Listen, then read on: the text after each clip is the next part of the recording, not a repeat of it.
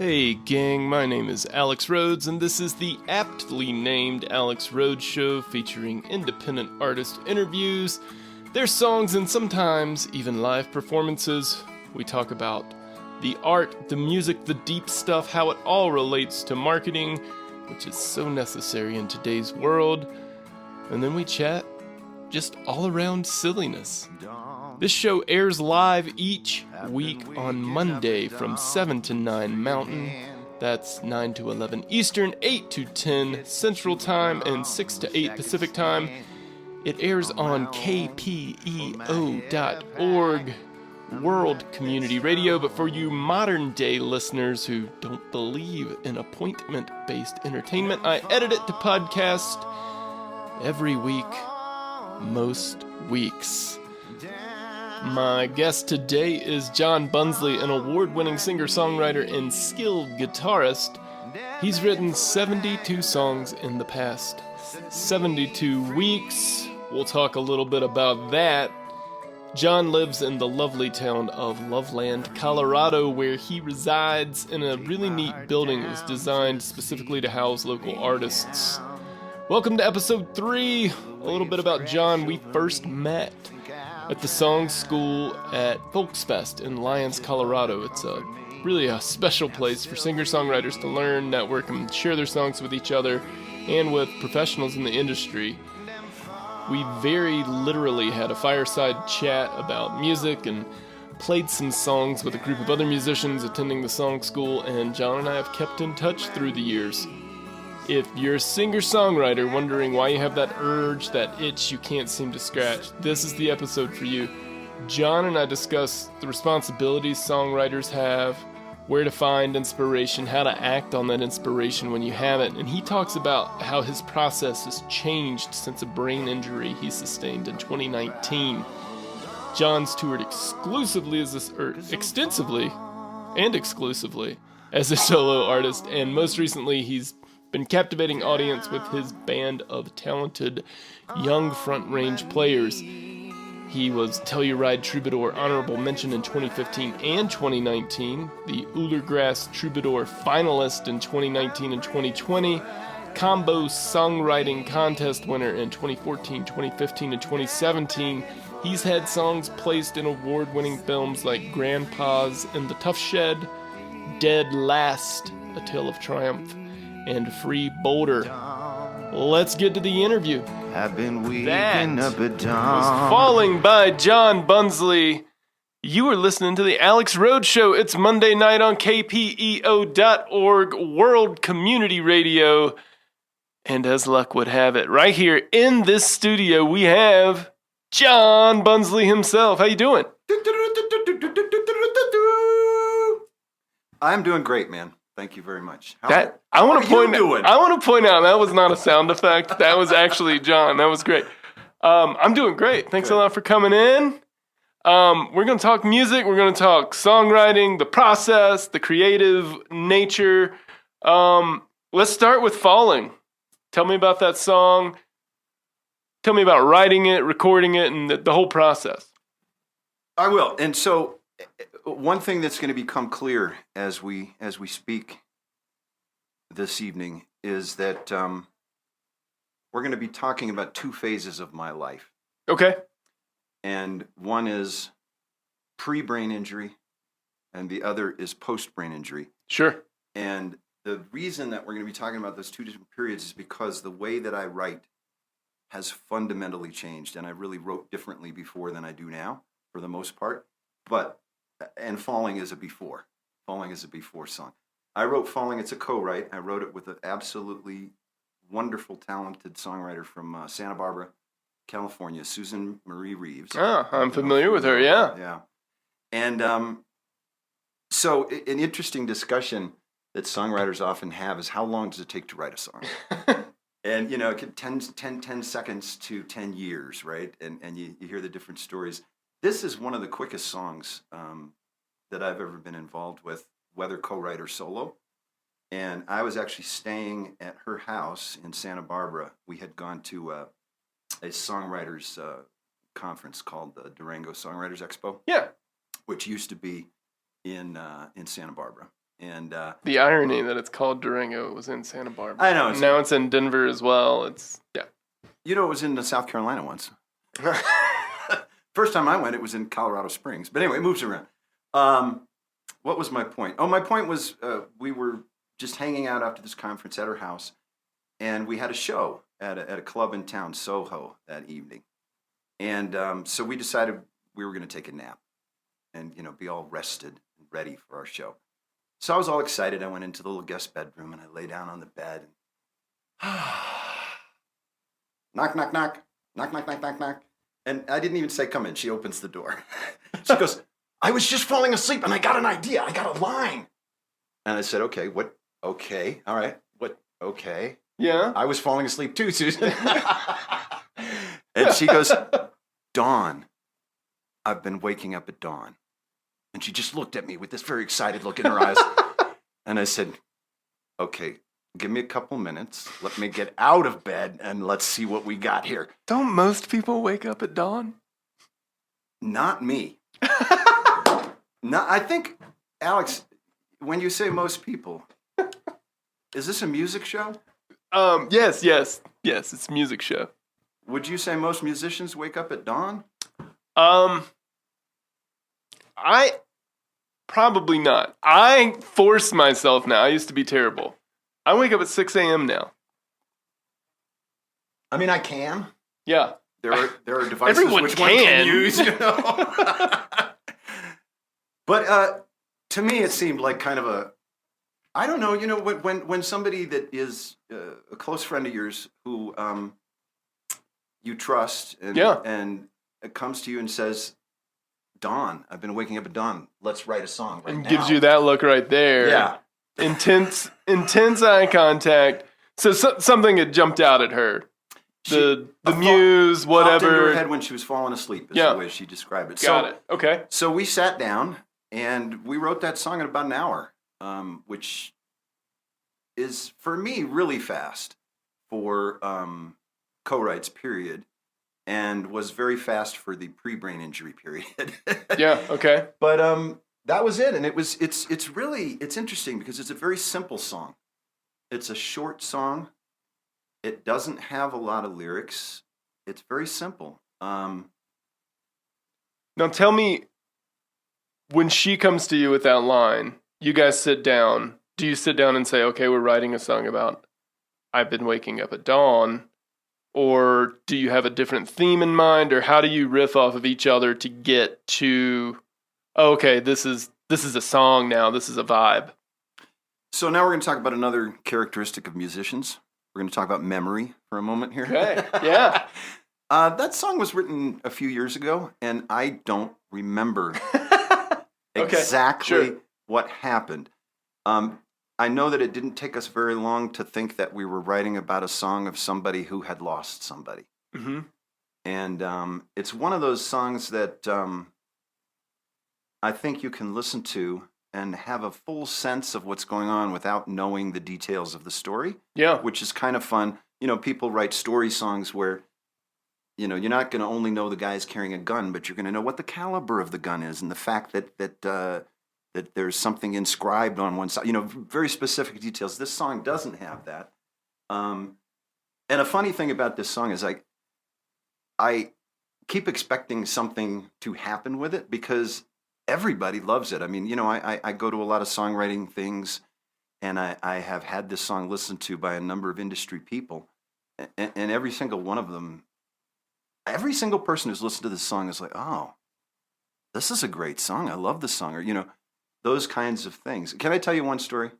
That's the whole reason we're here. So I think at some point in time, you may ask questions about what it's like being a, quote, professional musician and what making money as a musician is like. You're jumping way ahead.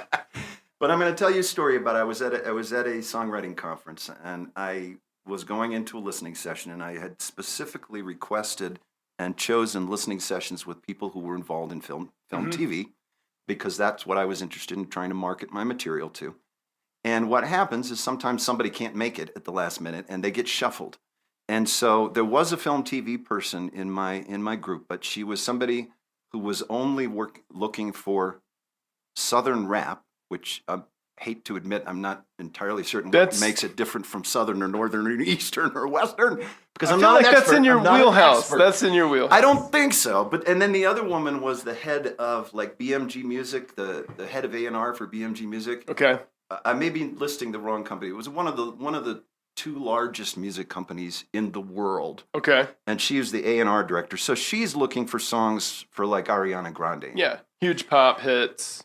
And so I looked at who it was, and I looked at the song that I wanted to play, and I had this moment of just feeling like this is bullshit. Can we say bullshit on the air? I don't know what the rules are. Let's keep it at that one. Bullspit. Yes. I said, that's just bullspit. Yes. Come on now. But I just said, you know what, John? Look, you came to this thing. Really, why do you write music? At the core, this is what I was asking myself. And I think the reason that I write music is because it's a gift that I have that I feel a responsibility to use. And because I think that music is a positive force in the universe. Mm-hmm. That's kind of a general comment, but go with that. No, I'm like, so what you're doing is you're making music and you're putting it out there. So just put it out there. So I played this song, Falling, for these folks. And so, you're sitting at a little table and there's two industry people across the table from you and there's a little, boomboxy thing. Yeah, and just for people who are listening out there, this is super intimidating in a lot of ways because here's something that you've put a ton of work into. It's like anybody with any job. You've put a ton of work into this for the last year, 10 seconds in this case, or 10 years, however long it takes, and then you're going to this person who is a quote-unquote expert about these matters, and you're saying, here is mine, and in 2.5 minutes, they're going to tell you what they think. So go ahead. Absolutely true. And I've been doing this for a few years, and it still can be intimidating, but it's a choice that I make. I want to do it. And I want to hear if people have really bad things to say. I want to hear what they are. I think that being involved in this process over years has actually made me a better songwriter. I think I've learned a lot from it. But I have sat through sessions where people have listened to literally 10 seconds of a song and said, stop it now. Yeah, no, dude, you bring something else back. That's terrible. Yeah. So I'm sitting here and playing this song that I absolutely know neither of these people have any professional interest in before getting into it. And so I just sit there, the song plays, and I keep my eyes down. I don't like watching the people when they're listening to my song. I've done that before. And somebody was watching it, and they did this thing, and I was like, oh, I didn't need to see that. So anyway, the song ends, and I look up, and this woman is leaning across the desk, looking at me with tears in her eyes. And she said, John, that is a beautiful song. At some point, she said some other things. At some point, she goes, there's nothing I can do with it. Mm-hmm. And I was like, well, yeah, I kind of figured. You mean Ariana Grande doesn't want to do Falling? Why not? It's a great song. But there was something so magic for me about that. Because here is a person who is at the top of the game in terms of the big money in the music industry. This woman probably listens to hundreds of songs a week, if not, many tens. Yeah. And has heard music from the most successful songwriters in the business right now. And the fact that she was crying because of my song and looked at me and said, that's a beautiful song. To me, I said that moment right there was when I said, well, you know what? I'm a successful songwriter. I'm doing all right. Yeah. Well, let's talk about that a little bit because you and I play similar music. We run in similar circles. That's how we've met. Oh, I know you? Yeah. Oh, yeah. We met. Thanks again for coming in. No, you look a little familiar. Even though we've met. So I listen to a lot of different types of music, right? And I listen to indie pop, a lot of folk, some country. I definitely listen to some Southern rap. I'm a good Southern boy, Okay. What makes Southern rap versus is it because it's done in a Southern accent? Or is it the content or the There's groove? A lot of it has to do with the production, and then I'm gonna fumble all over myself trying to talk about this, but well, you know more than I do. a ton of it deals with the production and where it's made, and then what the subject matter is, right? Okay. Like the Dirty South was a big thing in the late '90s, especially in the Atlanta area. So I grew up listening to a lot of that. Also listened to a lot of Northeastern rap, and then East Coast, West Coast, Tupac, Biggie. But later in the '90s, the Dirty South movement came up. Thank you. Yes. A little off track for a moment there. I would like to go on record saying that no one should ever ask my opinion about rap music. But since you asked, I'll give it. Thank you. But why do I listen to all those different kinds of music? It's because different times in my life call for different types of music. And, this lady who's obviously has a much bigger business interest in different types of music, it still speaks to her. Talk a little bit about why does that happen? Why do certain songs that aren't in our genre interest still jump out and speak to us? Well, it's an interesting thing. I think that for everyone, music is a part of their life, whether they know it or not. I've actually met people who have told me, no, music isn't a part of my life at all. And I'm like, well, when you're shopping in the grocery store, is there music playing? Oh, yeah. I mean, so even though you don't feel connected, it's everywhere. Mm-hmm. The grocery store is my little, fun thing to say. But I just know that music was very important to me when I was growing up. And that there would just be certain songs that just would hit you emotionally. That's the way I describe it. In a way that was healing, positive. I don't know that it's, I think it's not. I like that song because XYZ. It's more sort of deeper than that, in my personal opinion. And I think everybody has that. Yeah. And to different songs. I think that's one of the amazing things about being a songwriter. I'm sure you've had this experience. I'll write a song, and as a writer, is it a good song? Is it a bad song? Is it a song you should play at your next show? All of these questions, right? Yeah. But anyway, so let's say I think it's a good song. Let's say I put it on a record. And two people who are familiar with my music and already are fans get a copy of the record. And the song that is one fan's favorite song on the whole record is going to be the other one's like, yeah, but that one's okay. But this is the one I really love, Yeah. And so you tell me how that happens. It's magic kismet. Well, and I find it interesting that you're saying people who say music is not a big part in their life.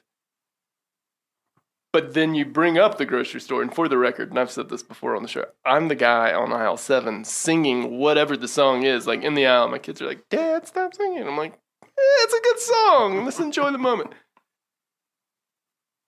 When there is some sort of visceral, primal reaction to the music, I'm curious, and I'm not saying that you're a scientific expert on the matter, but why is that? Everyone seems to have it. It's the beat, it's the melody, it's all these things that we don't even cognitively pick up. But somewhere in, it's not in the prefrontal cortex. It's coming from somewhere else. Back at the soul, whatever it is. Why is that? That's going to be a question that I think is one of those that remains answerless. Why is that? As a writer, every once in a while, maybe once every half dozen songs or something like that, I cry when I'm writing the song. Mm-hmm. And it can happen in a lot of different ways. It can last. I've cried for 2 hours while I've written a song. Other times I've written a song and it wasn't until like the first time I actually, I finished it and I sat down to sort of play it through. And by the time I'm done, I've got tears streaming down my face. Yeah. And to be honest with you, sometimes I really don't know why. But I always say, I think that's going to be a good one. Because there's a lot of different reasons that people write music. There's a lot of different reasons that people listen to music.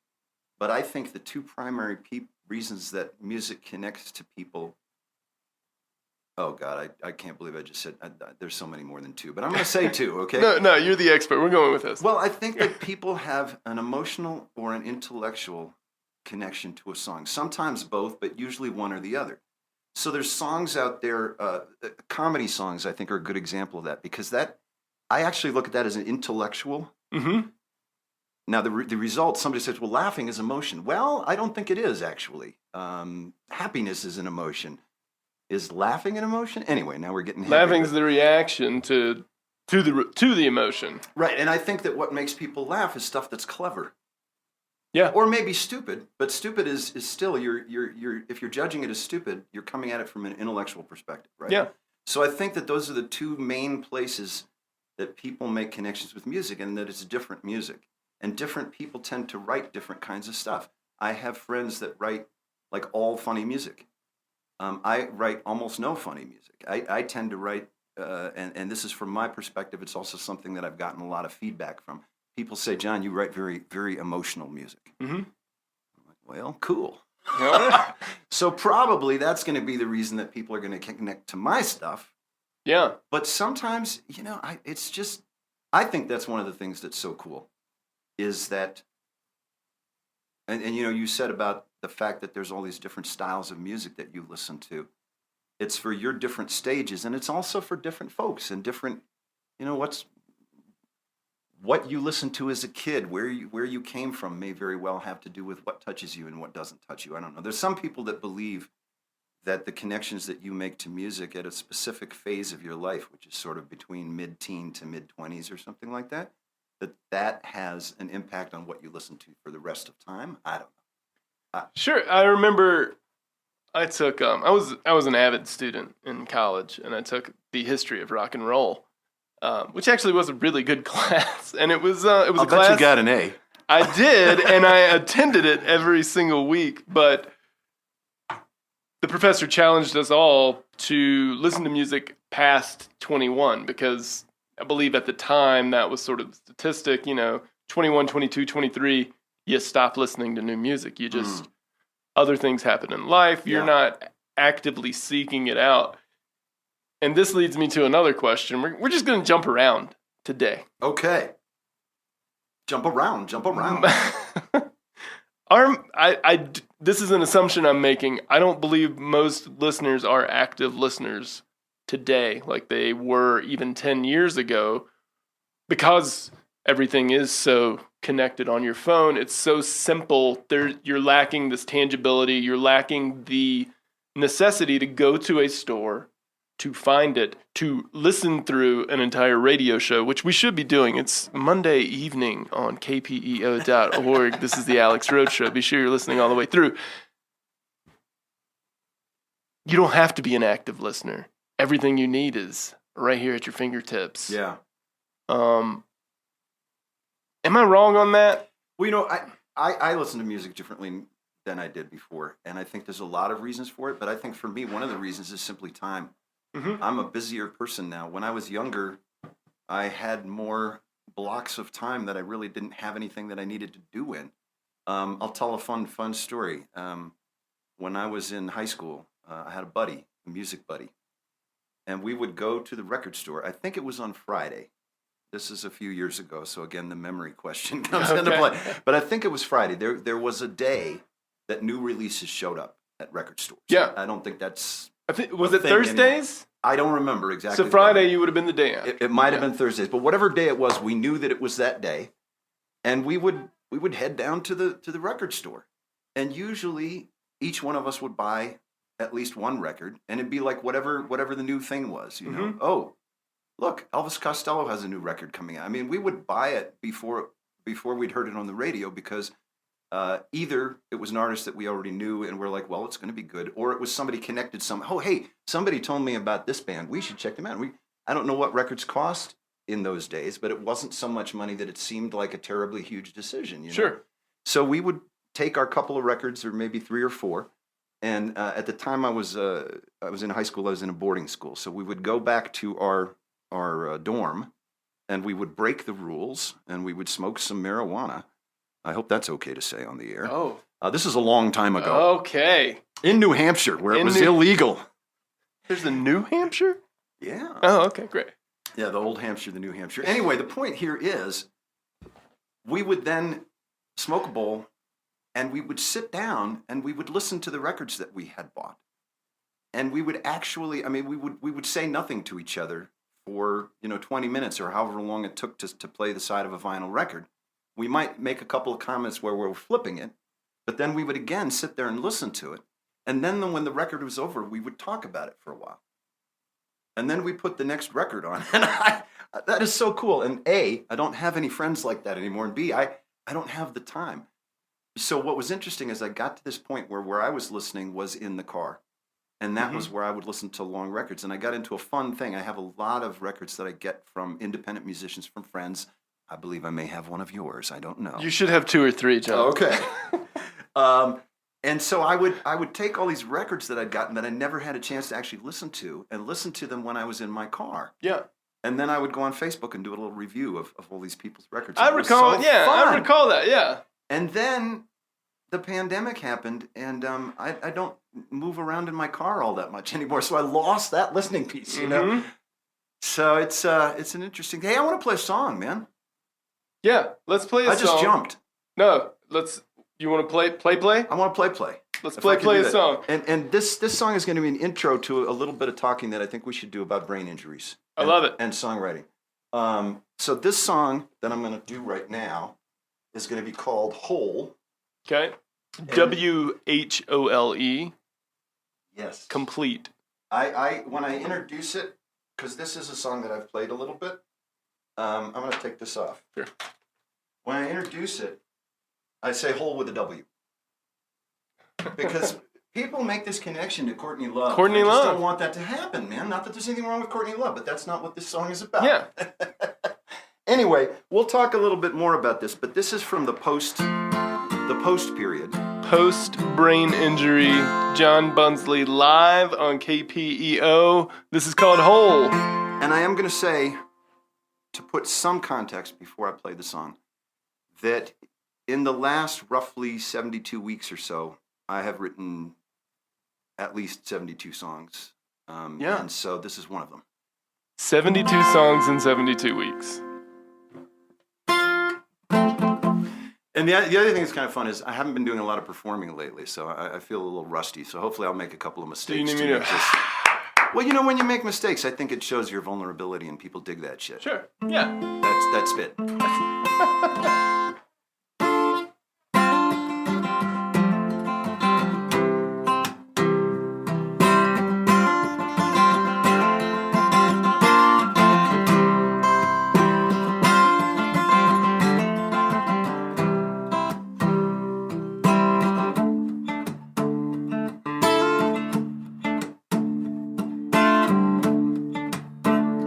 Purple twilight, gray morn, up all night till the dawn.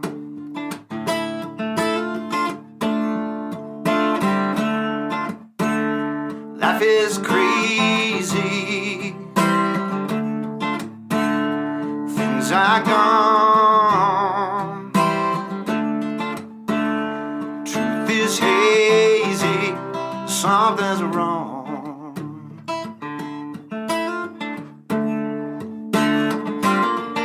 A heart in my heart.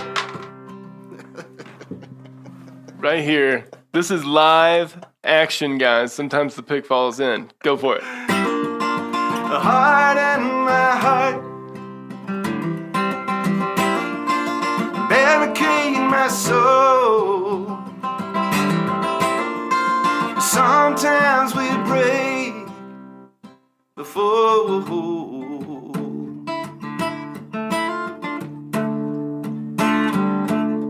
My future's in the present.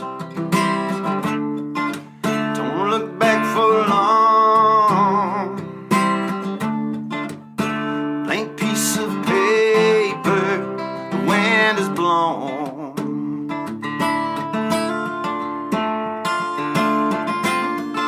A heart in my heart,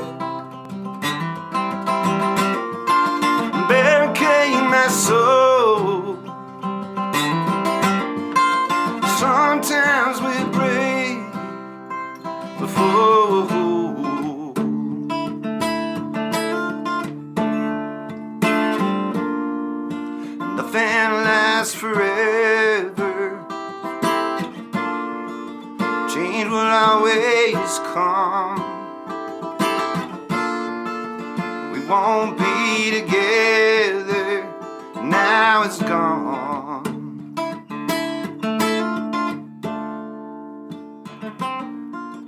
Harden my heart, barricade my soul. Sometimes we break before we're whole.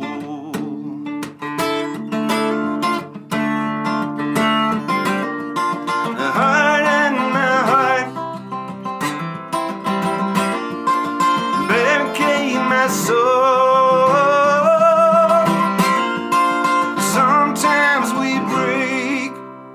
Before we're whole, before we're whole.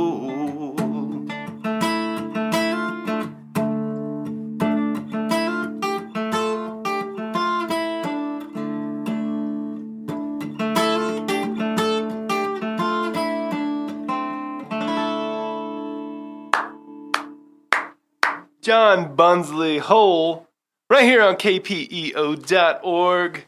You're listening to the Alex Rhodes Show on Monday night. Every Monday night from 7 to 9, we're interviewing independent artists, playing their music, and sometimes we even have them right here in the studio to play.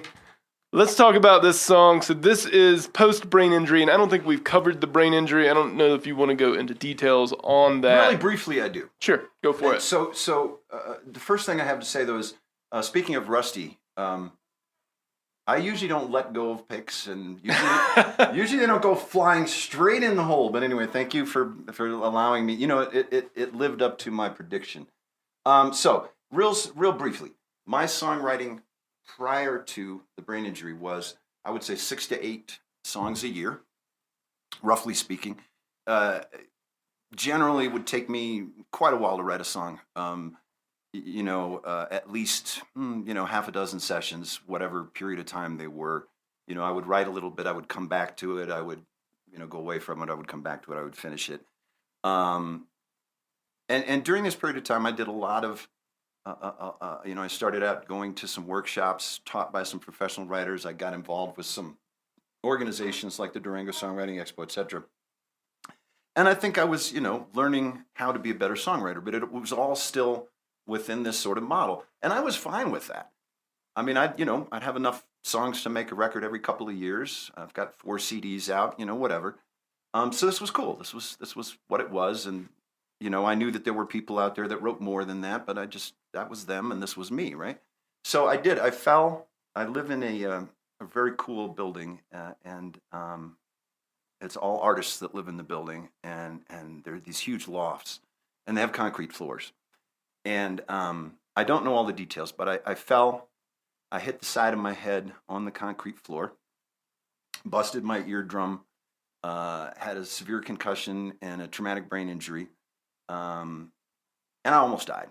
And it's a crazy fun story, but we don't have the proper beverages to go into depth right now about it. It sounds so fun. Oh, it's fun. It is crazy and fun. But anyway, So I had a brain injury, and it was a very serious brain injury, and it took a while to heal out of it. It was about 6 months before the cognitive therapist that I was seeing cut me loose and said, I think you're headed in a good direction.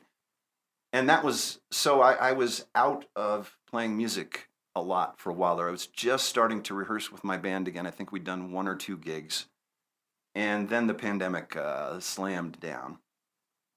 And, everybody went through, I think, some stuff during the pandemic, even those who tell me, no, it didn't make any difference in my life whatsoever. But did it? And I went a little crazy, which I think a lot of people did.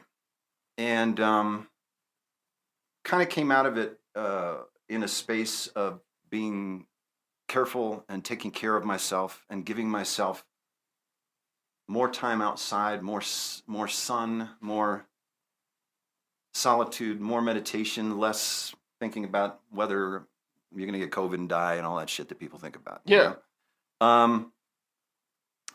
And so this was in August.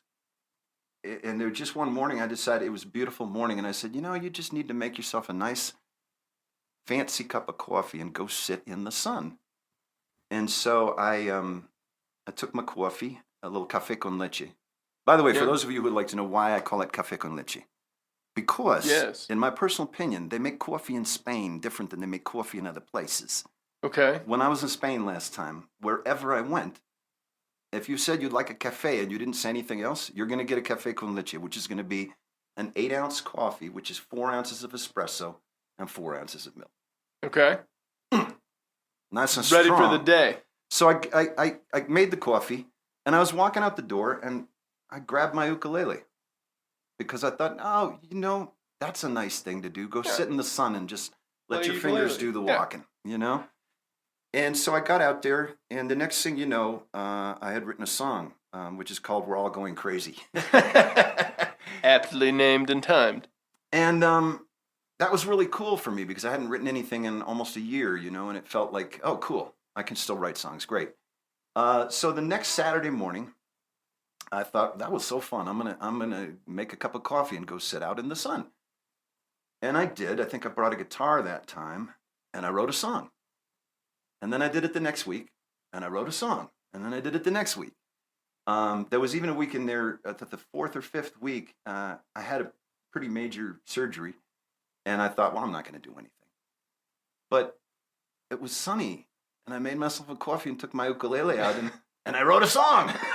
So after about a half a dozen of them or something, I started going, hey, I think something's going on here. Yeah. Okay, well, what is it, I don't know, but... And so I just kept doing it. I didn't have a plan. I didn't have I'm going to do a certain number of them.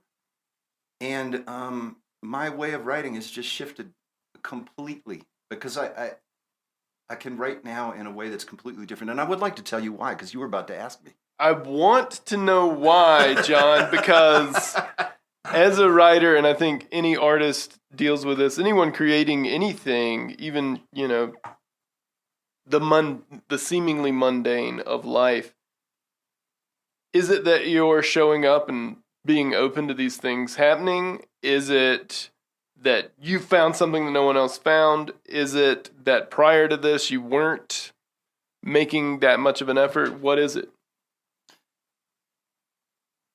In some regard, there was some kind of energy that I wasn't aware of that led me to start writing week by week. But once it started, I've thought a lot about this. And there's different reasons, but I think if I was going to say one thing, the primary thing that happened is I learned how to trust myself.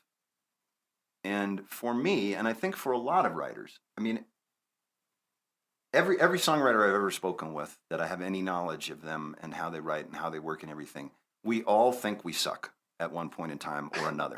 Always. sometimes always. And I will tell you something that was not at all uncommon for me. To come up with an idea for a song and make a decision that I shouldn't write it. For what seemed to me to be a very, very good reason. Mm-hmm. That's a stupid idea. That's not good enough. What the hell did you just do there going from that chord to that chord? That doesn't make any sense. You can't write a song out of that. I probably could talk for an hour and come up with reasons that I would not play songs. Well, yeah, I think that's the internal monologue that a lot of people who create hear. And I think, it can even go into your work day of like, ugh, you did it that way, really? Come on, you're an idiot. And then if you now I've done this where I've stopped to think, and I'm like, why am I talking to myself like this? I don't talk to anyone else like this. I wouldn't let anyone else talk to me like this. But when it's me telling myself, that editor brain or whatever it is. So did you find a way to push that out? Yes, sir. What is it? How do you do it, John? This is the secret we can end the show after this. Café con leche. No, so here's what happens. First of all, I think every time that I actually, in the prior world, every time that I actually pursued a song, because I would get tons of ideas that I would never take to the next step. But every time I pursued a song, I would have a pretty good idea of what I was doing. I would come up with an idea. I would think about it. Even if I came up with a musical idea first, at some point, the content idea, the lyrical idea is going to come in. And all this is part of the brewing process as I do my different sessions. I know what I'm doing. Mm-hmm. I have no idea what I'm doing when I wake up on Saturday morning. And I say that to people, and some people go, oh, yeah, right. I mean, I've just written 70 songs. You have no idea what you're doing. But when I mean I have no idea what I'm doing, I mean specifically, I know I'm going to write a song because that's what I do on Saturdays now. That's part of my life. Yeah. But I very often, I get up on Saturday morning. I don't know what instrument I'm going to write on. I don't know whether it's going to be a ballad, whether it's going to be a rock song. I don't know if it's going to be about X, Y, or Z. I know nothing. And I think that's part of what works for me is to start in that place, because what I'm saying is that ideas come to me. Mm-hmm. I don't need to have them. They will arrive. And we could get all deep and crazy here, which we might just do. What you're saying is getting pretty meta. But here's what I do. Here's honestly what I do. And these days it's much more relaxed. There was a period of time when every Saturday when I woke up, I thought, well, this is going to be the one I'm not going to get a song done. But I kept getting them done, and now I don't think that anymore. I do sometimes think I'm writing shit, but I keep going. Yeah. But so I sip my coffee. I get in this space, which is a very relaxed, non-thoughtful space. And I do what I call let your fingers do the walking, which means that I have whatever instrument I'm playing, I just start moving. I just start playing stuff, random, whatever. Sometimes it's lead, sometimes it's a chord, sometimes whatever, And at some point, something's going to pop into my head. It just happens. And sometimes it will be a musical idea. And I'm playing, and all of a sudden there's two chords that are going back and forth. And I go, oh, they're cool. Mm-hmm. And then another one pops in. And then maybe I got a verse. Maybe something kind of, I got a verse. This is my writing device. Yeah. I just sit there and get your iPhone. Whatever ideas. So I'll have, 20 different little snippets of recording while I'm doing this. Sometimes I write an entire piece of music with no lyric, and for part of the time having no idea what the lyric will be, or even a general idea of what it's going to be about. Yeah. So I've written verse, chorus, bridge, an entire 3.5, 4 minute song, and then I'll be like, what the darn shooting fruit lollipop is this song going to be about? Yeah. And other times a word or a phrase will just pop into my head. And if I'm playing and a word or phrase pops into my head, I have a pad of paper in front of me, and I write it down on that. And that may end up turning to be something that the song's about, or it isn't. Sometimes I think I'm writing a song about something, and it turns into something else. And what I do, because I'm being a little vague here, but what I do is I trust myself. Okay, this is. And so, go ahead. So what you were talking about leads me to two questions. One is trust, and the other is how long are you doing this? But let's start with the trust, because I think what you said was really important. You're trusting yourself, and in the past, pre-brain injury, you're saying, no, that sucks. That's terrible. Why did you do that? Somehow you figured out a way to shut down, and, books will tell us it's the prefrontal cortex entering. You're shutting that down to just say, okay, the secondary brain, or whatever you want to call it, is in control now. Here's the way I look at it. I had an editor beforehand. And I think every good songwriter should have a good editor. It's important. But my editor was in charge of the process. Mm-hmm. My editor is no longer in charge of the process. I'm in charge of the process, and I tell my editor what to do. And if my editor pokes his head in too soon, I cuss at him. I use words which I'm not able to use here because of the FCC.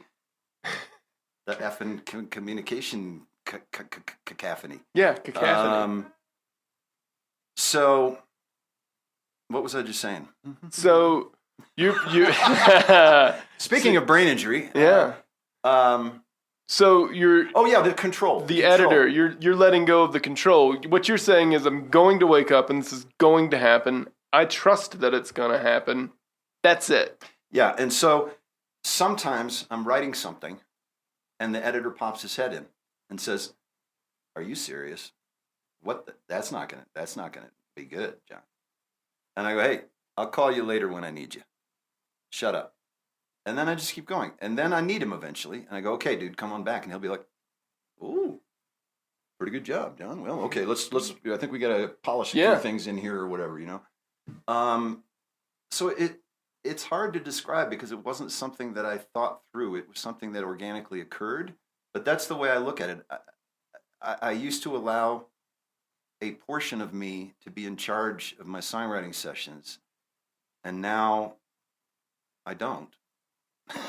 So, but let me say something more, because okay, so where do the ideas come from? Yeah, are you in touch with the muse? Is there some sort of Can we talk about Daryl Scott? frequency? We can totally talk about Daryl Scott. Hey, we're going to run out of time. Should we play more music, or should we just keep talking? What do you want to do? Let's do this. Let's play a song, and then we'll come back, because I'm going to switch cameras out as well so that we can have video as well as talking. Yes, go ahead. Can we play a pre-brain injury song off my record? Yeah. And which can one? we play one called Thief? Yeah. And the reason that I want to do that is because I do a lot of ukulele stuff. And I didn't bring an ukulele with me this evening. And I will just say before you play the song that my single overarching goal in writing songs on the ukulele has been to write dark songs on the ukulele. Yeah. Because a lot of people think that that's not possible. Happy Hawaiian beach upbeat. Exactly.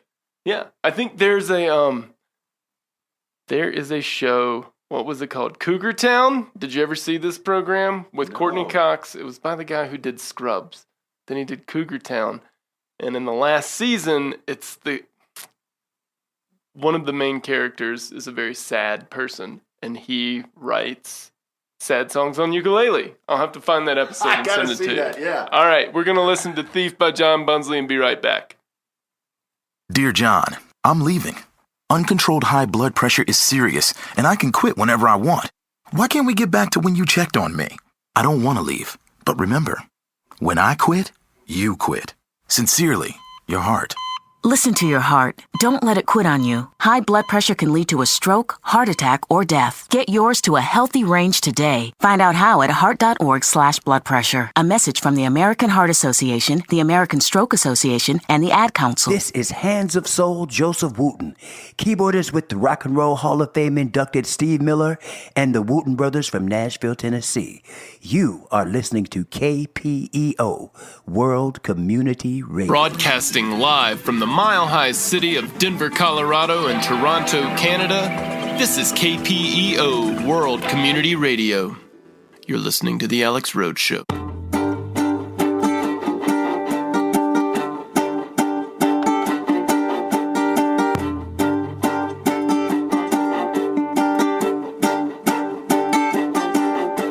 I keep a few things in a small wooden box. It's got strong brass hinges and it's locked with 4 locks, like the locks on my heart. Never be broken again.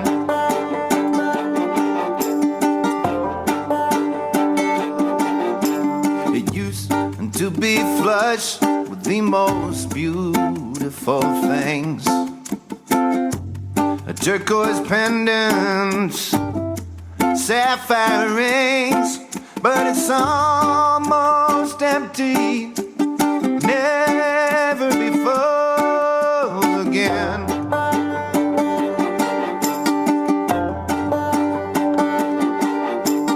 I won't make what you stole from me.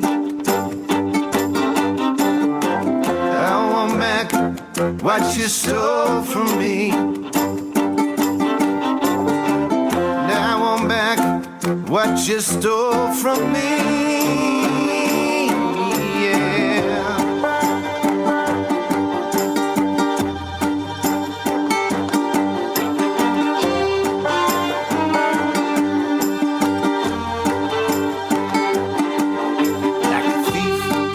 In the night you came in to my home, took all the light and you left me alone. And you say forgiveness, I'll never be ready for that.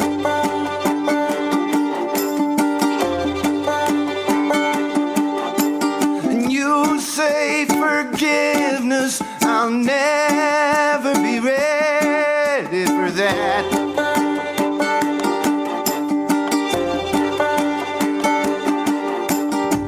I want back what you stole from me.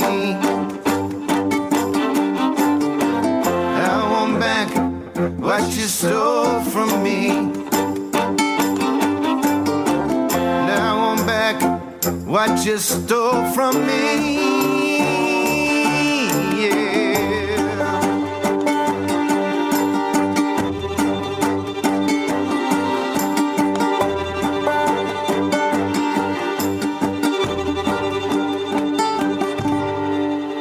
Thief by John Bunzli, and you're playing ukulele. I'm pronouncing that correct. That is the Hawaiian pronunciation of it, and I was in a Hawaiian band for a couple of years. So you take it seriously. I didn't, but everyone else in the band did, and it get driven into my skull, so I can't say it any other way now. Well, let's talk about Thief. So you're writing with an ukulele, and you're making sure it sounds dark, and it is a dark song. Thank you. Yeah. So Thank you so much. So you wanted to talk about Daryl Scott? Yeah, let me talk a little bit. I mean, I can give you a brief thing on that song, and then talk a little bit more about the general concept of writing and how Daryl Scott, I think, helped me plant the seed, which then the fertile soil of the things that happened in my life were there to help grow. So this song was actually kind of cool in that it was written. I have taken a songwriting class for, I think, 6 years in a row, except for when it was canceled, that one, with a guy whose name is not going to come into my head right now, which makes me very embarrassed because I'm sure he's listening to the show. Anyway, what he does is he takes the class and splits them up into pairs, and you tell a story to your partner. Paul Reisler. Paul Reisler, thank you very much. And have you taken this class? I have taken his class. So you know what happens. Someone else tells you their story, and you write a song about their story, and you tell someone else your story, and they write a song about your story. And I think there's a purpose in teaching here, which is that by making it someone else's story other than yours, it takes some of those really critical kind of things that would come in if it was your story. And I think it's a great tool. Mm-hmm. And I've had a lot of fun using it and writing some songs. So this came out of that. Now, here's another thing that's fun. Every single song, and I think there's 6 of them that I've written in this class with other people about the other person's story, it turns into a song about me. In some level, in some way, sure, along the thing. So this whole song was a story about this other person and their issue with a relationship. It actually was with a parent. But anyway, this was one of those songs when I was sitting in camp writing it. I got to the point where I thought I had it, and I was sort of going from the beginning to the end for the very first time. And I just started bawling, and I cried through the whole thing. It took me a while to actually figure out what it was, but I guess I was a little bit more aware than I was aware that I was aware of the fact that my relationship at that time was heading downhill. Mm-hmm. And I connected that in with the song. And I think when you can do that, it's a cool thing. You know, it's not that it's your story, it's not about your story, but you're able to put that. For me, it's very important about putting emotion into stuff. Now, Daryl Scott. Daryl Scott. I took a Daryl Scott class, and he had us sitting in a circle, and he told us to close our eyes, and then he played a song while he was walking around the outside and the inside of the circle and moving around. And his point was how music is not one thing. And so his song sounded differently to you if he was closer to you or further away from you or behind you or in front of you. And it was this little exercise. Yeah. And it was really cool, and I loved it. And I went back into, I was like, oh, I need to pay, this guy's cool. I need to pay some attention to what he has to say. So he went through this whole thing. His theory is that songs do not formulate in the brain of a songwriter in their first phase. He believes in some sort of spiritual concept of songs being some sort of form of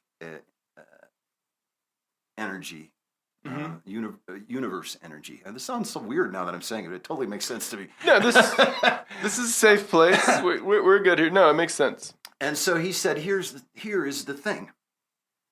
He said that the universe looks for people that can deliver the songs that the universe wants written. And so not everybody gets song ideas. But if you're a songwriter and you're working on songs, you start getting song ideas. Well, that's his telling you where it's from. So he said, here's the thing.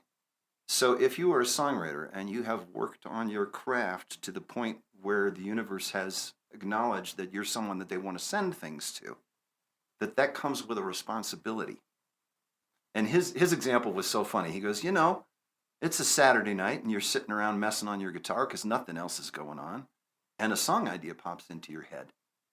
And you go, whoa, cool. And you start kind of messing with it. And then the phone rings. And it's your buddy Bob. And Bob says, hey, dude, man, you got to come over. Football game's on. We got beer, we got pizza, and there's a bunch of girls over here. And he goes, and most people, even the songwriters, are going to go, well, I'm going to come back to that song. He goes, that's not what you do. What you do is you tell Bob, say, Bob, thank you so much for calling and inviting me. Sounds like it's going to be a good time. I might be able to come over later, but I'm right in the middle of something right now. Yeah. And he said, and then you write that song. So I went home. I was not camping at that point in time at the thing. I was staying at home. So I went home, blah, blah, blah, whatever. Got in bed, lying in bed, and a little song idea popped into my head. And I was like, oh, cool.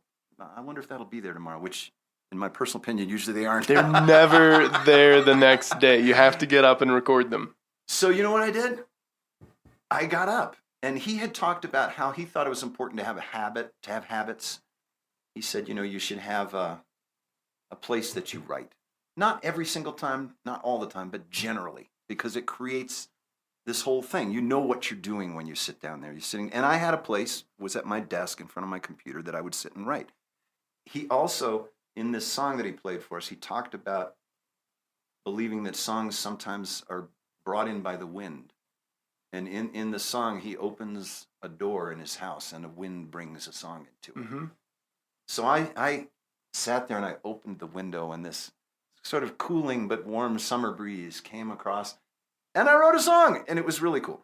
But it was that responsibility piece and that piece that it isn't yours until you actually write it, that the idea isn't yours. And, people can say whatever they want about this, but it makes sense to me. And what he would say is, he goes, and here's what happens. You know why that song isn't in your head in the morning?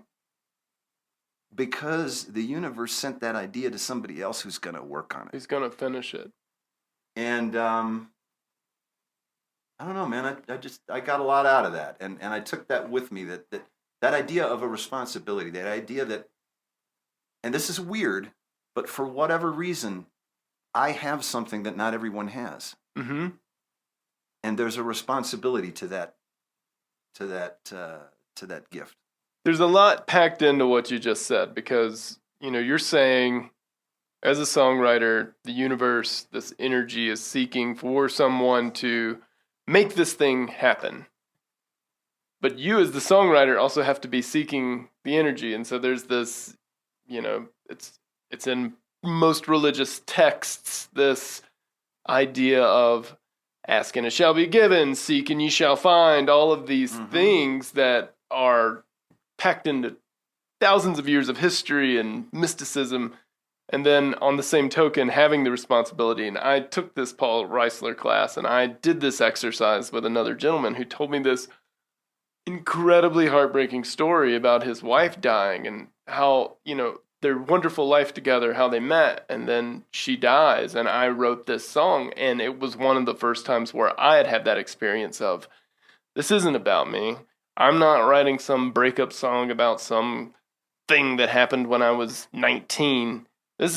I owe this guy a thing. He told me something deep. And if I don't respect this and honor this, what am I doing as a person to this other person? And I don't know where I'm going with that, but I think what you're saying, it completely resonates. You got to go find it, and then you have a responsibility once you find it. If you find gold or you find anything special, you have this responsibility to do something with it. Yeah, and I think you make a really good point, that because every idea that comes in is not necessarily going to be writing about me, and yet who I am is important to how the song is going to come out. And some songs I end up writing a lot more about me, and some songs I write about somebody else, but my feeling is still in there.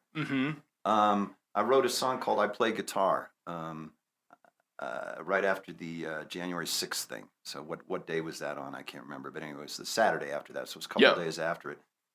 And anyway, it was a way for me to express something about something that I personally felt was pretty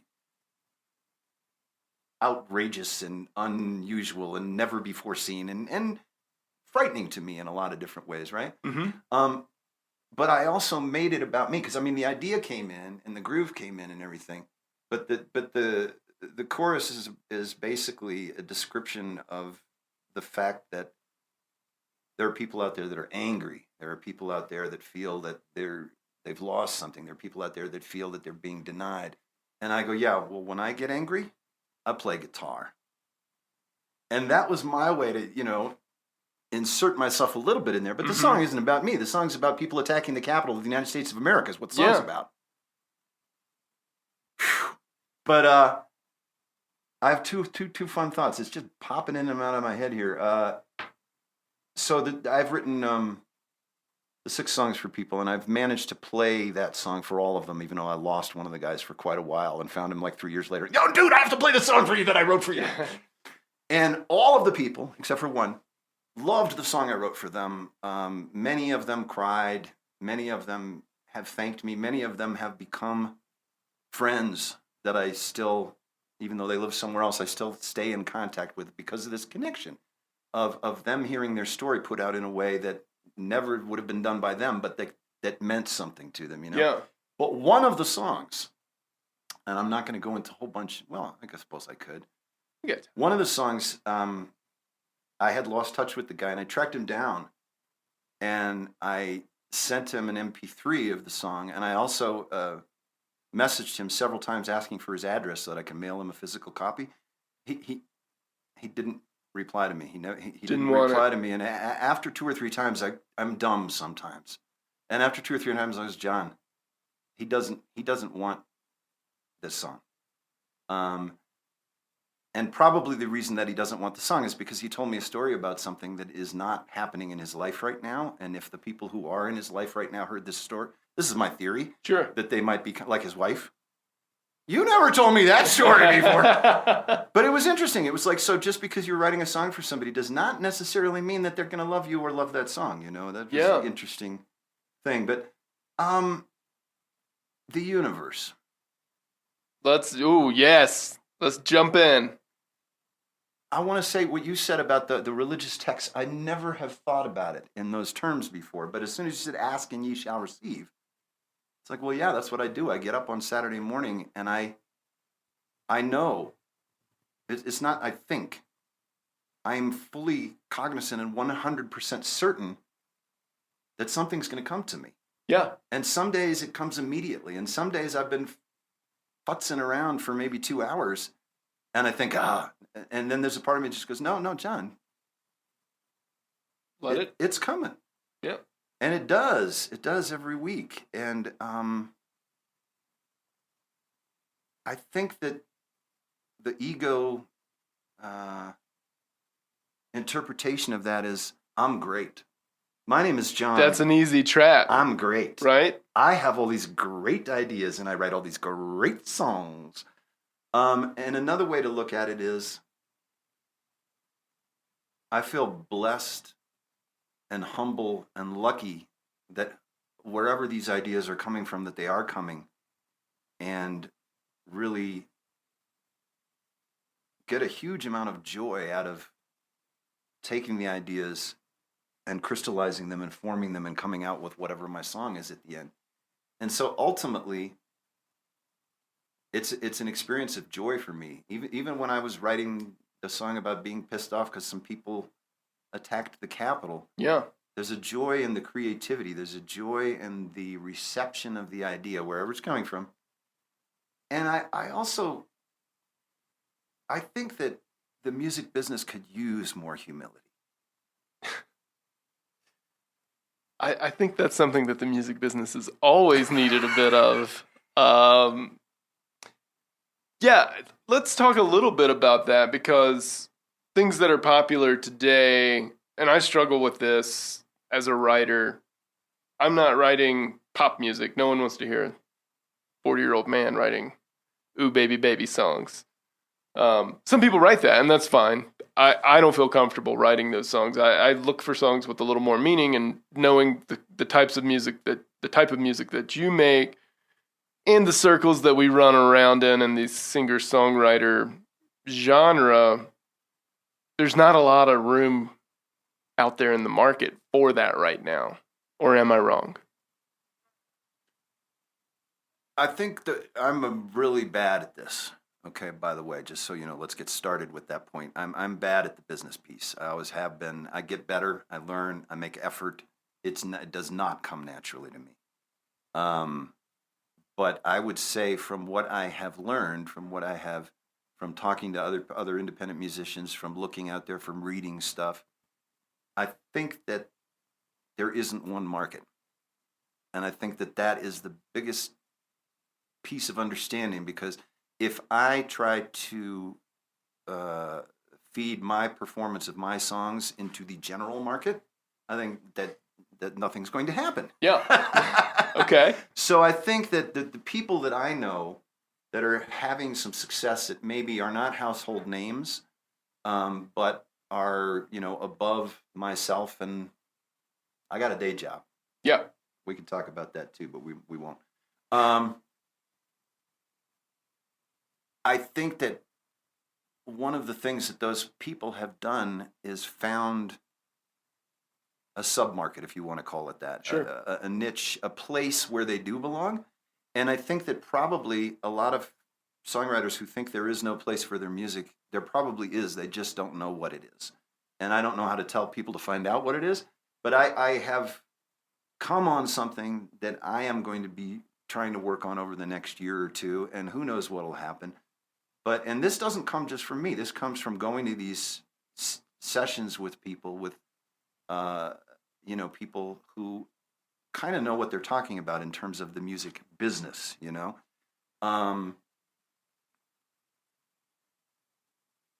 Hang on. This happens every once in a while. I get a little You're all good. space. You're all good. I'll fill in with, you're listening to the Alex Rhodes Show, Monday nights on KPEO.org, World Community Radio. We're talking with John Bunzli, and we're getting deep tonight, guys. We're talking, where do songs come from, and why are they important? And what can we do with them? And what are we gonna do with them once we write them? Which isn't the most important thing. I mean, I'm at a place right now, so pandemic, blah, blah, blah, blah, blah. I took a full-time job. I don't think I'm going to quit it, at least for a little while. And so I have a lot less time to work on music, Yeah. But, so what? Why did I even say that? I don't know. Let's get back to what I was talking about, which was I started getting feedback in these sessions with songs that they felt that film TV would be a market that would work for my music, and specifically cable and film. Gotcha. Not mainstream TV Mm-hmm. in general. And so, I've gotten enough feedback in that direction that I have started to try to market that way. The last couple of times I've gone to songwriting conferences, I've specifically gone to film TV workshops and spoken to people, and I've gotten a huge amount of very encouraging and positive stuff. Nobody's actually placed a song yet. We're getting there. You gotta network that. So I'm gonna work on that a little bit. But here's the thing: because of the fact that I got the stage job, that's where I lost my train of thought. Mm-hmm. I could write songs the rest of my life and not need to make money from them. Yep. And I also think that that kind of puts me in a position where I'm maybe more likely to actually make some money from them, because I've been in places before where I've started to feel a sense of desperation around the amount of money that I am producing from the music that I create. And I've really enjoyed lately not thinking much about that at all. That doesn't mean that I'm not going to try to market it, but if it quote fails, it's not a big deal. And the bottom line is, there is nothing in the world that makes me feel like writing a song. It's magic, dude. And I feel, I've said this before, I'm repeating myself, I feel blessed that I have this, and that's enough. Yeah. It's enough for me to write songs that I feel good about. And everything else is gravy on the plate, man. And I hope to get a little gravy, but it's gravy. I don't have to have it. That's where I'm coming from right now. It's kind of weird.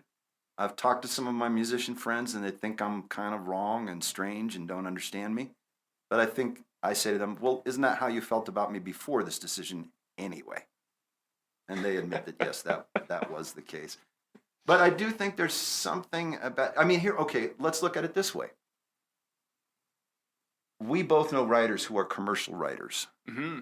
I know writers who their day job is writing songs and writing specific kinds of songs for a specific market. They're trying to write songs that will go on a major label release as a single and produce millions of purchases or listens or however we measure things these days. I am not trying to do that. I tried to do that for about a year. What was that experience? So I went to the Durango Songwriters Expo, and I was like a sponge, man. I was soaking up all these rules and all these things that you should do and what the form should be and why it should be that way and where the bridge goes and all of these different things, right? And I took all that and I wrote a country song. And I played it for two people. I played it for a songwriter named Steve Seskin, who was really sweet. And he's like, John, you wrote this by yourself. Because that's what all the Nashville people do, co-write versus by yourself. They all co-write. And he goes, I got to tell you, on some level, I don't really understand your song, but I love your chorus. Okay, all right. And I played it for a publisher from Nashville, a guy named Bobby Reimer. Yeah. And I had told him, Bobby, I followed all the rules. I did this, I did that, I did the other. I'm really looking forward to hearing what you have to say about the song. And so I played the song for him. And he goes, all right, John, that's a good song. You know what? That's a very good song, John. He goes, but I'm going to tell you one thing right now. I got good coming out the butt.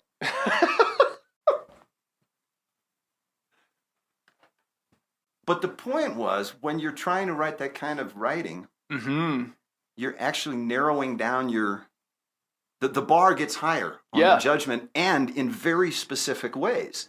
And what he was basically telling me is that this song is a very good song that you've done everything right. It has the right structure. First chorus, bridge chorus, not over 3.5 minutes, all of these different things that are right. You weren't too specific in your lines. You were very thematic in your chorus. Conversational language, But following the rules is one step of the process. And no matter what style you're writing, there's whatever else happens in it. And in the commercial style, basically what it comes down to is you've got, 100 writers a day, maybe more than that in Nashville, who are trying to do the exact same thing that you're doing and sending them to the exact same publishers. And they're only going to pick one out of the 100. Yep. And it might be yours and it might not. And I also found that, I didn't like the songs as much. I liked that they did certain things, that they followed certain rules. And the other thing that happened is I wrote a song called My House Is Not a Home, which I entered in some songwriting contests, and I got an honorable mention from the Telluride Bluegrass. It's a big nomination. It was cool. It was very cool, and it was one of the few things. I've had a few things along the way that have sort of told John, maybe you should keep working on this stuff. Yeah. Maybe there's something happening here. But I was talking to a guy who was the head of one of these songwriting conferences, a friend of mine, and hey, what's up? What are you doing? Oh, I'm doing this and doing that. Oh, I got I had this song I wrote, and I got this. Oh my God! Well, you got to bring that to Durango. Yeah. And I said, oh hell no, I'm not bringing that to Durango. And he said, why not? And I said, because it's not a Durango song. And he goes, okay, John, it's not a Durango song. It's the best song I've heard that you've ever played for me. He made me send it to him. He listened to it, and he wrote me back, and he goes, I'm not going to let you come unless you bring that song with you. I brought the song with me and got the best by a power of 3 or 4 times better than anything I'd ever gotten before about anything. And it made me realize that for me, my skill is in writing shit from my heart and my gut and my soul. And that's what I should do. Other people should do the other stuff because they're better at it than I am. Do you think there's a confluence of you can write from your gut and your soul and still follow those rules and create something commercial from that? I've been in a lot of those workshops where it's for writing for sync, still write about you. It's got to be from the heart. But these are the themes that you need to focus on. I'm sure there's a yes to that. And I'll tell the story of a professional songwriter who has written huge hits for country artists. And he wrote the song, I think it was called She's Country, which was a hit for Jason Aldean a few years ago. Huge. Country from the house. Yeah, okay, yeah. Huge hit. And he did a songwriting workshop, and that was right around the time that song was at the top of the charts, and everybody wanted to hear about that song. And he spent a lot of time talking about that song. And a couple of things came up, one of which was, and he co-wrote it with, I can't remember the writer's name, but a woman who was a Southerner, a real Southerner. Not all country songwriters are. And it came back from Jason Aldean, and there was a word that, this is the way that the management put it. If you want Jason to record this song, you got to take that word out of it and put something else in. He doesn't like that word. It was one word, but it was a Southern phrase. And the whole song was about these Southern phrases from the country girl, but that was one he wouldn't have. And so Danny and whomever her name was got together, and he's like, look, Jason wants to cut this song, but we have to take that line out. She says, no way, we're not taking that line out. That's an important line in the song. And yeah, they took the line out. Yeah. So, I mean, to me, there's an example of where the songwriter said that taking that line out makes our song less powerful from the writer's perspective, but it also made it a platinum hit. So then it's who are you serving? Are you serving yourself for that? Or, yeah, are you serving yourself for writing that song, or are you serving the people who are listening to it? Because those numbers don't lie. I love that question, and I will tell you how he answered it. Sure. He said, look, at the bottom line, when we're all done, is this the best song I've ever written? No, absolutely not. Has this song been very good for me and my family? Absolutely. And what he said is that he writes songs for the commercials, well, for the commercial purpose. The industry. And he's successful at it.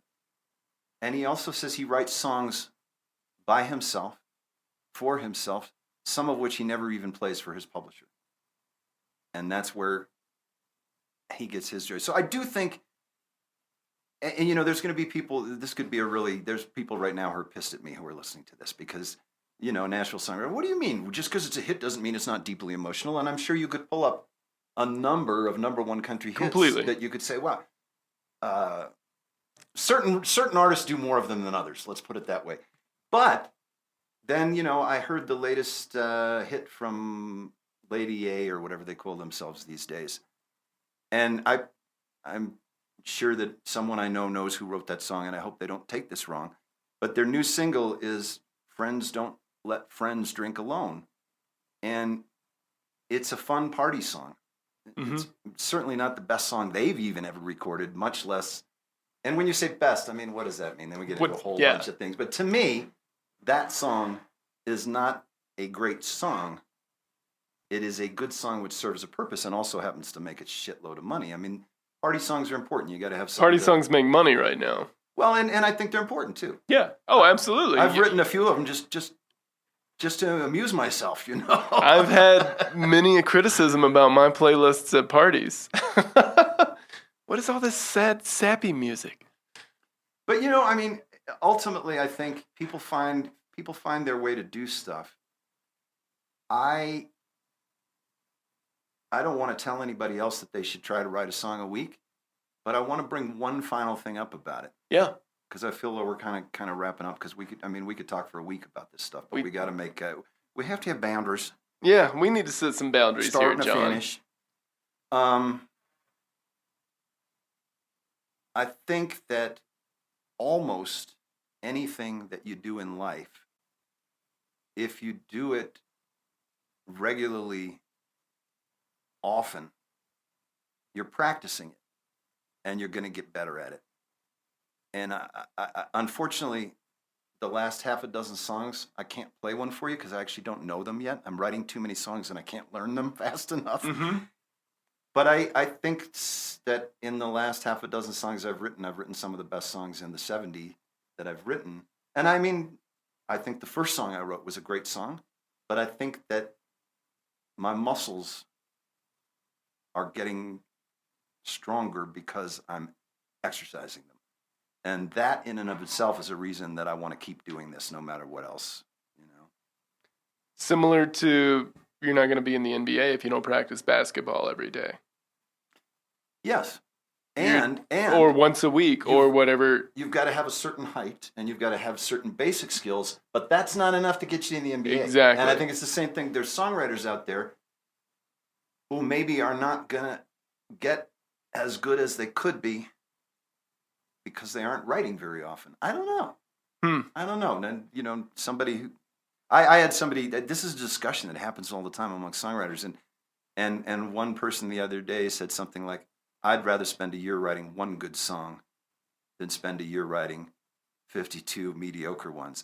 The implication being, some writers believe that if you don't take a huge amount of time, and it's very difficult, that it's not going to be good. I think they're selling themselves short with that. Maybe that makes them feel good, and that's okay. But I think you can write a great song in a short period of time, man. You can. It can be done. Yeah.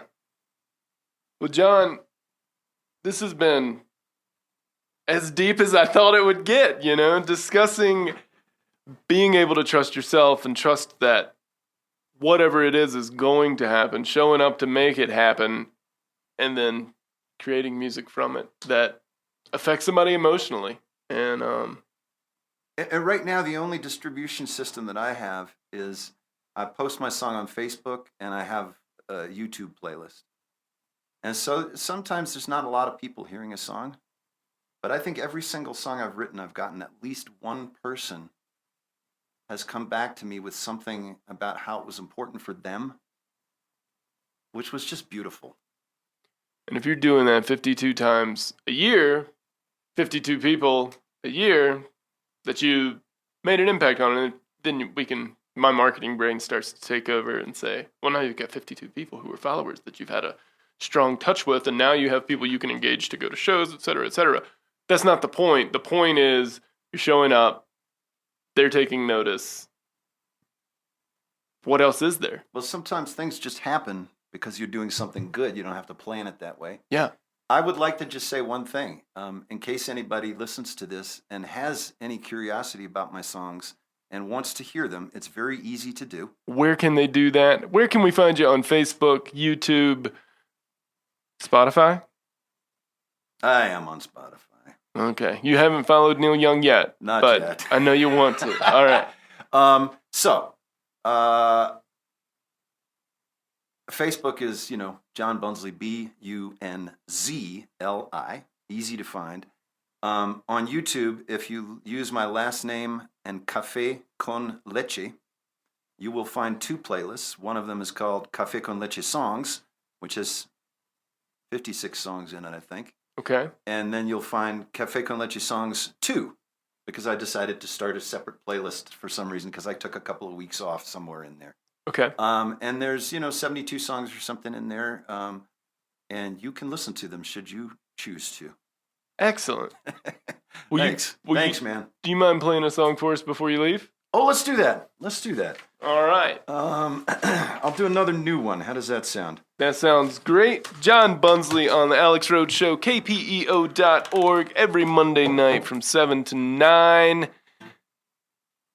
And Alex, listen, thank you so very much for inviting me in here, for doing the show, and for inviting me to be a part of it. This has been super fun, so I really appreciate you driving down for it.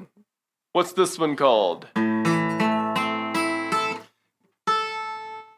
This one is called Walk Away. And I'm going to play it as soon as I tune my guitar here.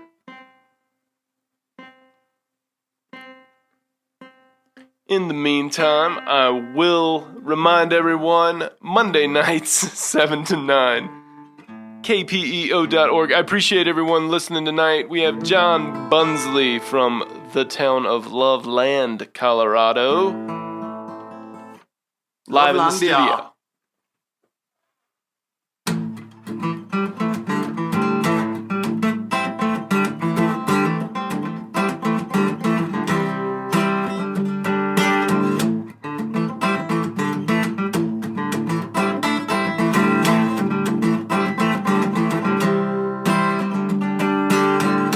Things are changing, getting smaller. The walls are closing in, but I can see the light under the crack of the door shining, and I realize I've been here before. Oh, what has changed since then? My heart is pounding, pounding deep inside my soul, and I can't stand it, I can't take anymore. So I walk away, so I walk away, so I walk away, so I walk away, so I walk away, so I walk away.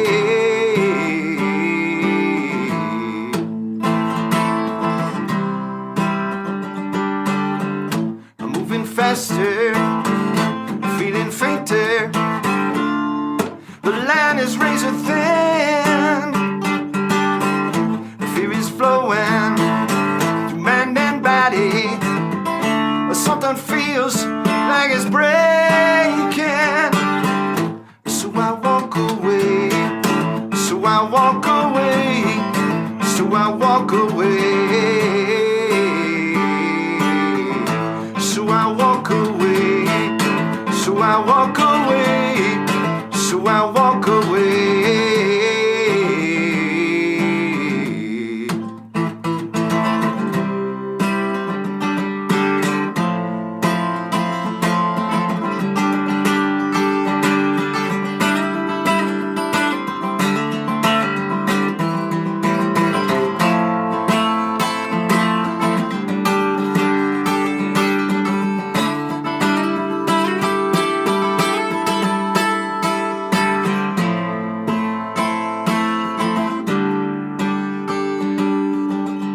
So I walk away, so I walk away, so I walk away, so I walk away, so I walk away, so I walk away.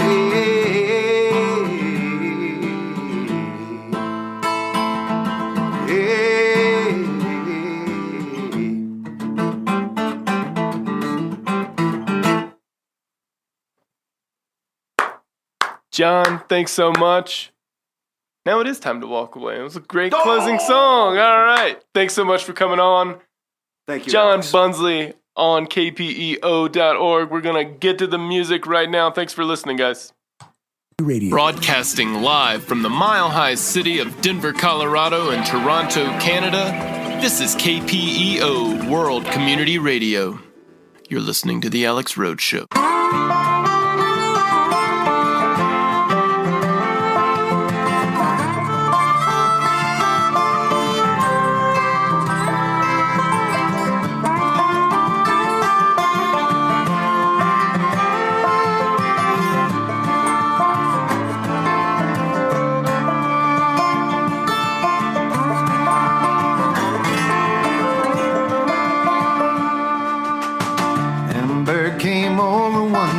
Said she was done. She was dying slowly, choking in this town. But she had a brilliant vision, and her eyes were dark and cold. Down on the hill road.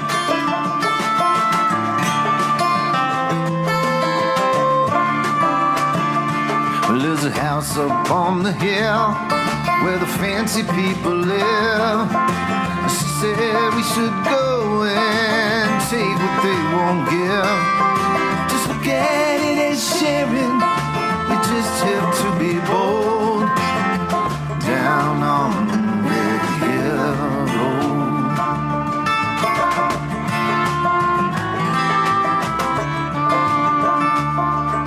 Well, I stood on the lookout. I'd wait for her for sure. She'd go in through a window and open up the door. But the muzzle flashed and the rifle roared, and I was running through the cold. Down on Red Hill Road. Down on Red Hill Road.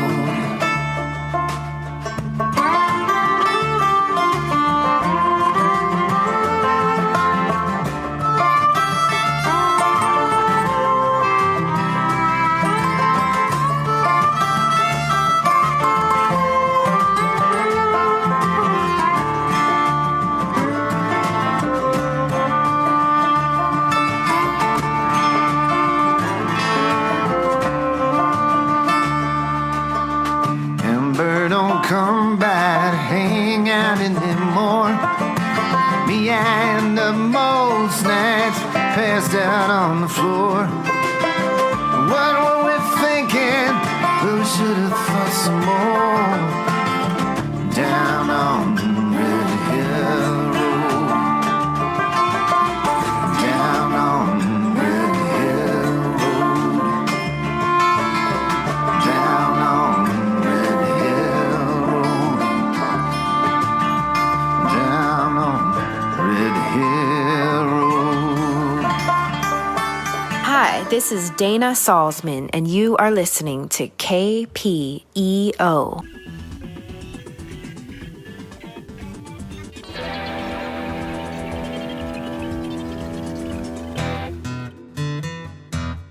And that does it for my interview with John Bunzli. I appreciate you listening to the Alex Rhodes Show. Be sure to check it out every Monday night on kpeo.org World Community Radio. It's also posted on YouTube as well as your favorite podcast platform. We'll see you next week.